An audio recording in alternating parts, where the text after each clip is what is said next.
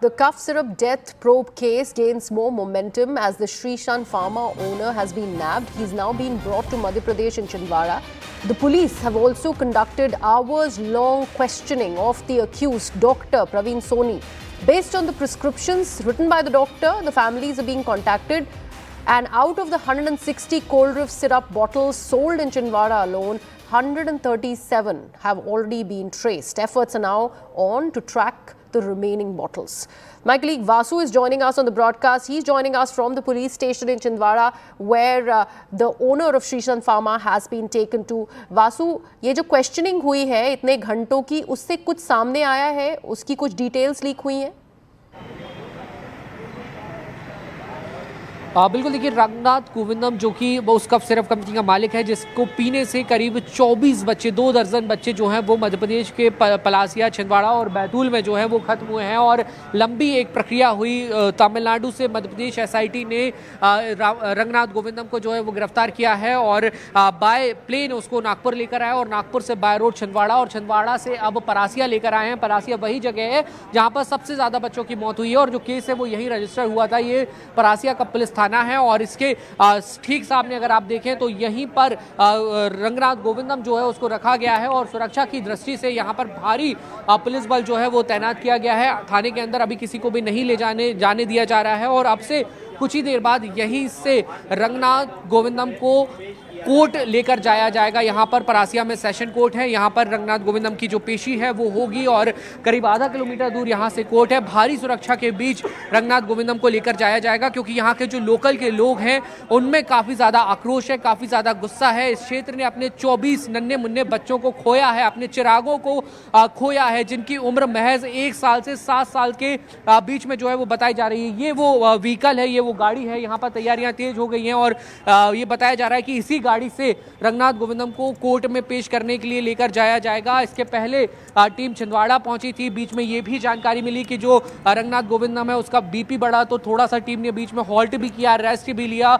इससे थोड़ी सी जो देरी है वो यहाँ पर हो गई है और फिलहाल जो ज़रूरी प्रक्रियाएं होती हैं, जो लीगल प्रक्रियाएं होती हैं उनको पूरा किया जा रहा है और अब से कुछ ही देर बाद यहाँ से पुलिस की जो टीम है जिसमें तमाम आला अधिकारी भी मौजूद रहेंगे, सुरक्षा का खास ध्यान रखा जाएगा और वो यहाँ पर गोविंदम को लेकर कोर्ट में जाएंगे और वहाँ पर फिर एसआईटी जो है वो रिमांड की जो मांग है वो जज साहब से कर सकती है, जज से कर सकती है और उसके सख्त से सख्त कार्रवाई हो उसके लिए तमाम जो तथ्य हैं वो पेश किए जाएंगे। चाहे वो बच्चों की पीएम रिपोर्ट हो, जो कोल्ड ड्रिंक कफ सिरप की जाँच हुई थी उसमें जो मिलावटी सामान पाए गए थे उसकी जो रिपोर्ट हो वो कोर्ट के सामने रखी जाएगी और एक पुख्ता तैयारी के साथ एसआईटी जो है वो कोर्ट में जाएगी, ये ज़रूर यहाँ पर बताया जा रहा है। और फिलहाल थाने में जो गोविंदम है वो मौजूद है और सुरक्षा जो है वो बहुत चुस्त दुरुस्त कर दी गई है। जो अधिकारी हैं उनसे हम बात करने की कोशिश करेंगे। सर, फिलहाल कितना टाइम और लग सकता है अभी कोर्ट में पेश करने में? अभी मुझे इस बात की जानकारी नहीं है, मैं अभी तत्काल आया हुआ था जी, बाहर की व्यवस्था में लगा हुआ। तो एसआईटी ही लेकर जाएगी ये तय है? इसके बारे में कोई जानकारी नहीं है मुझे। सुरक्षा को लेकर आप लोग कितना अलर्ट हैं क्योंकि क्षेत्र में काफ़ी गुस्सा है, लोग चाहते हैं कि सख्त कार्रवाई हो, बड़ा एक्शन हो। सुरक्षा को लेकर क्या इंतजाम किए हैं सर पुलिस ने?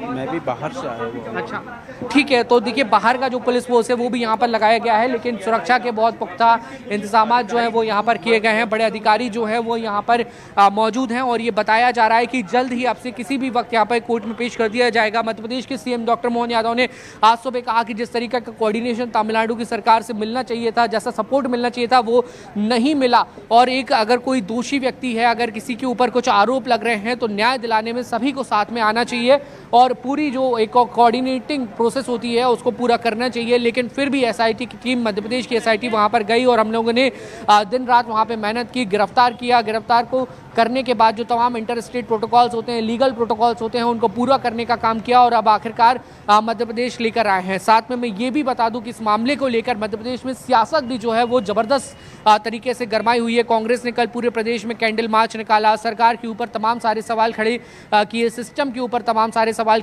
खड़े किए और वो सवाल खड़े होना लाजमी भी है। वासु, लेकिन हम आपसे ये भी जानना चाहेंगे कि ये जो अक्यूज्ड हैं मिस्टर रामनाथन, ये अभी तक हुडविंग कैसे करते आए थे अथॉरिटीज को? ब्राइबरी चार्जेस भी सामने आ रही हैं, क्या ब्राइब कर रहे थे? क्योंकि काफी समय तक दिस वाज गोइंग अननोटिस्ड।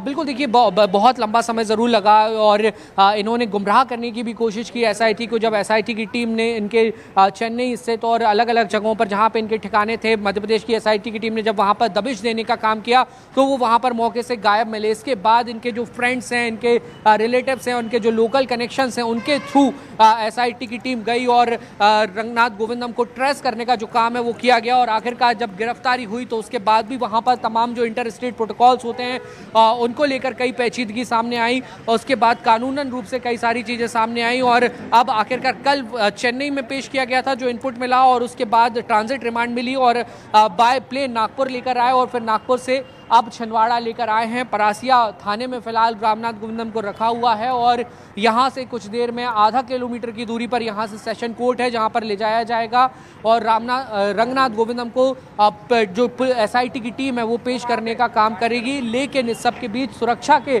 जो है वो पर्याप्त इंतजाम जो हैं वो वहाँ पर किए गए हैं और तमाम सारे जो चार्जेस हैं, जो काफ़ी गंभीर धाराएं हैं वो लगी हुई हैं और ये मामला बहुत सेंसिटिव है। सेंसिटिव इसलिए क्योंकि ये बहुत छोटी सी जगह, बहुत छोटा सा कस्बा है और इस छोटे से कस्बे में अगर 22 बच्चे 24 बच्चों की मौत अभी तक होने की जानकारी है। 7-8 बच्चे अभी भी जिंदगी और मौत की लड़ाई लड़ रहे हैं और मौत भी बहुत दर्दनाक हुई है। बच्चे 15-15 दिन अस्पताल में एडमिट रहे, उसमें 8 दिन वो वेंटिलेटर पर रहते हैं, एक दिन में 3-3 4-4 बार उनका डायलिसिस होता है। इस दर्द को कोई समझ सकता है कितना दर्द उन्होंने झेला होगा और ये दर्द के पीछे का कारण है कोल्ड ड्रिंक, कफ सिरप और अब उसका मालिक इसी परासिया